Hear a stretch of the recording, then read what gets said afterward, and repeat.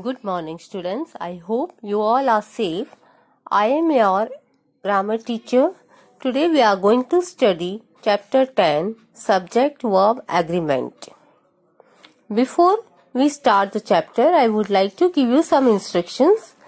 Listen to the explanation and read the chapter. After reading the chapter, write the exercise given in the PDF in your notebook. So let's begin. Now, in the previous video, I had explained you that how to make the verb and subject agreement. Right? Now, in this video, I am going to explain you about the rules for subject and verb agreement. You have to remember that if the subject is a third person singular noun or the pronoun, for example, he, she, it, this or that, we use a singular verb. For example, Kajol lives here, or it rains often. Second rule is the subject is a third person plural noun, then verb will be plural. For example, Pulkit and Richa cook at home. You work hard. Rule number 3. If two subjects are joined by and compound subject, use a plural verb. For example, Megha and Suhana travel together. Here we can see there are two subjects, Megha and Suhana. Next point. If the subject is an indefinite pronoun ending in body, one, thing or where, or a pronoun that implies one, such as either, neither, each or none, we use a singular verb. For example, everybody exercises. None fits me. Next point. If the subject is an indefinite pronoun such as both, many, much, all, few or few, use a plural verb. For example, few have already left.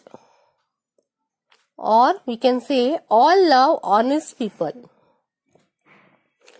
Then the next rule you should remember, that is if the subject is a determiner such as most, some or all followed by a noun, consider whether the noun is countable or uncountable and use the verb in agreement. For example, most information was found online.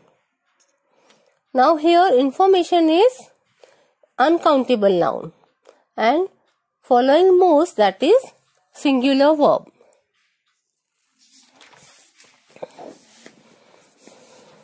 Sometimes there are other words between the subject and the verb.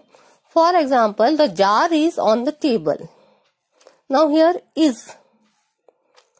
It's a use as, what does it use? Tell me. That is prepositional phrase. Yes, correct. So, the clothes are ironed. Here we should remember that the subject is the jar and is used as the auxiliary verb and it may be the object of prepositional phrase. So in this chapter, we have learned that the verb must agree with the subject in number and person. Usually, singular subject takes a singular verb with s or es and plural subjects take a plural verb without s or es. And the third point, that is the subject may sometimes be far removed from the verb. The verb must agree with the actual subject. I hope you have understood the chapter. You have to read the chapter and write the exercise given in PDF and mail it on the given email ID. Below the links are given.